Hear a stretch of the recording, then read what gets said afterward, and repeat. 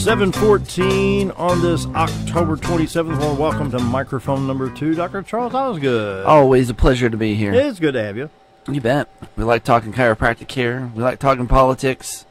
So we'll do that in a little we'll do a little of both. If everything works out, Yeah. Senator Tom Cotton will be calling in at 7:30. That So at should the be break, good. we'll take the call from the senator, and I think Bob Zador may be stopping by to visit too. There we go. Made those arrangements so to talk with the senator for 15-20 minutes this morning. So That let's should talk be a little good. chiropractic care. Yeah, certain times of the year I'll focus on certain things. This time of year, it's always, when you're out raking the leaves and you're out working in the yard, sciatica gets to be a real pain in the butt. Yes, it does. Been there, done that. And it's something that we work with a lot, and it's something that we fix. And a lot of times folks don't realize that, something coming down your leg can be actually coming from your back. And that's typically where it's coming from. It's coming from the lower back, and there's pinched nerves, and nerves being impinged upon in the lower back. Typically from discs that are worn. A lot of times folks can have just degenerated discs, a little bit of thinning in the discs of the lower back. And that thinning in those discs, when you overwork them by twisting and pulling and doing those kind of activities, can aggravate those areas, and then that can lead to pain coming down the back of the leg, or both legs. And it can be pretty debilitating. If you've never experienced it before, boy, you don't want to, because it is hard to even walk a lot of times when it's really, really bad. Before I became a patient of yours, I was having that issue when using a push mower. Yeah. Mm-hmm. And when I would hold the handlebars with both hands, of course, you got the kill switch right there for the safety thing, so you have to keep both hands on the handlebars. But I noticed when I would push the lawnmower, it would hurt really, really bad. But when I would pull with the left hand, it wouldn't hurt so bad. Certain movements you make. And then when I said, "Hey, Doc, look, I'm hurting right here." Yeah, I can see that. That's right. And it's those activities that, we'll see this time of year more frequently. From the pushing and the pulling, and the raking is pretty tough on you anyway, because you're pulling against weight and you're twisting, and that action will affect the discs of the lower back. Plus, it'll also affect the joints called the sacroiliac joints. There's two little joints back there that help you bend, and when the discs are getting inflamed and getting overworked, those sacroiliac joints have a little safety mechanism where they'll lock up, and they'll actually keep you from bending so that you don't do damage to the discs. And then when that happens, you can't hardly even bend at all. And we see that quite frequently, and it's something that we fix too. We actually can adjust those sacroiliac joints so that you can start bending again. It's just this mechanism that locks up in there and that keeps you from damaging the discs any further.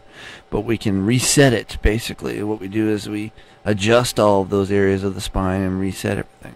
So, yeah, if you have all kinds of yard work that you've been doing and you are feeling it, whether it's just in the lower back or if it's coming down the legs or any of those type of things, don't just pop the pills hoping that it'll go away, because typically it may go away, but it takes a long time to resolve itself on its own. The pain pills are more of a disguise. Yeah, they're just more of a cover for the pain and to help you get through the pain.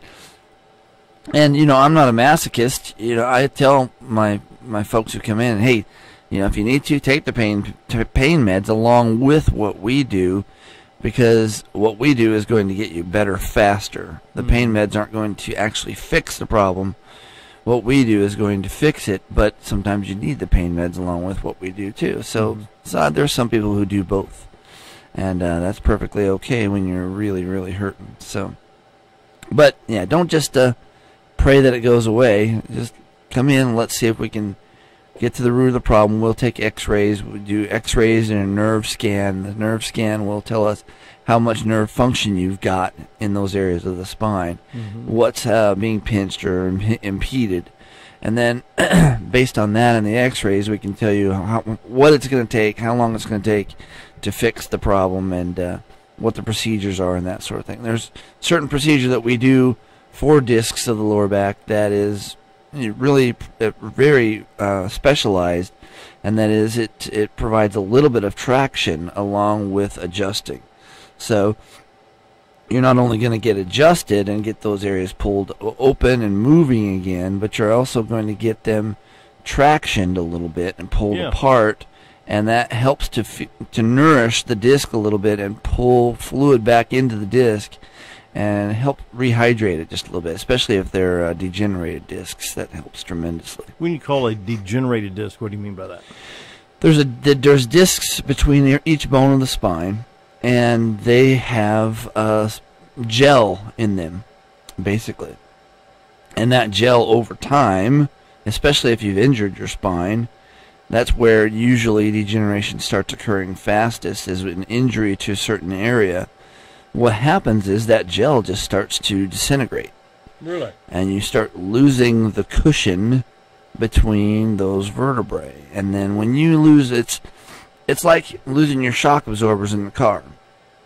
When you lose the shock absorbers, you lose control, and you lose the ability to dampen those, the bumps and all those things.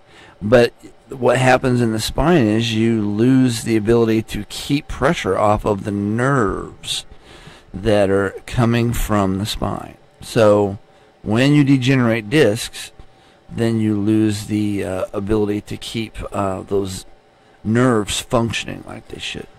So the function of the nerves.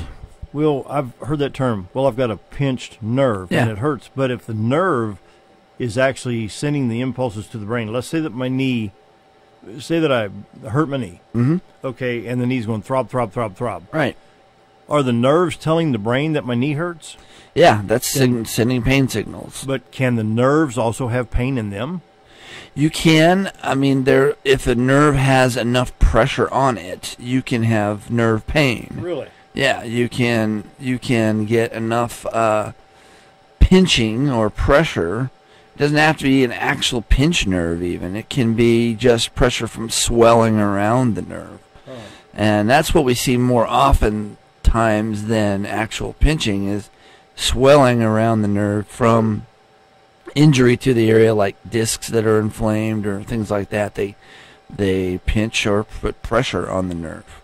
So when you do that, when you pressure a nerve, it's like an irritation, almost like you got sandpaper on it. It's like irritating that nerve. And you can get pain just in the nerve. You can have, but what typically happens is you'll have muscles that start dysfunctioning, and they'll start tightening and spasming, and then you get pain from the muscles just grabbing you, not letting go. And that's what we see probably more often, is that pain coming down the back of the leg, the muscles. There's little muscles in the back of the leg that are cramping and pulling tight across this nerve called the sciatic nerve.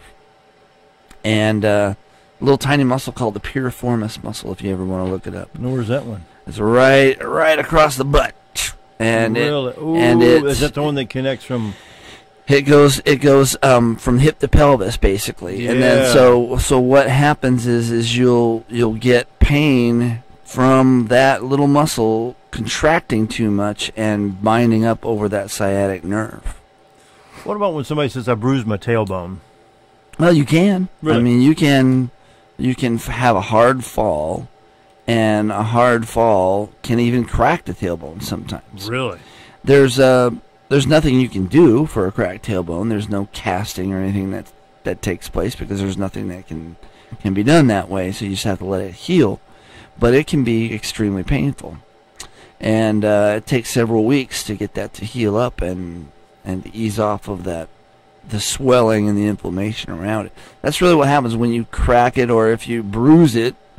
You get a lot of swelling and inflammation, and that's where your pain comes in, from the swelling and inflammation. So, the main thing is when you have pain from a fall or something like that, always stick to ice, because you need ice to get rid of the inflammation that you've created from the injury.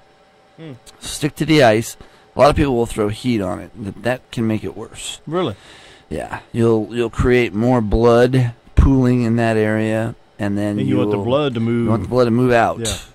And so you want to stick to ice. 15 minutes of ice every couple of hours is the best thing you can do for an injury like that. Like an ankle sprain. Yeah, ankle sprain. Anytime you hurt and have pain, you just think of it this way: if you hurt and have pain, use ice. If it's stiff, use heat. Use heat. So if you want stiffness, you want to loosen it up a little bit, and use heat. But ice is for injury, for pain. So you want to make sure you use that instead of heat. But like I said, $37. Come down to the office.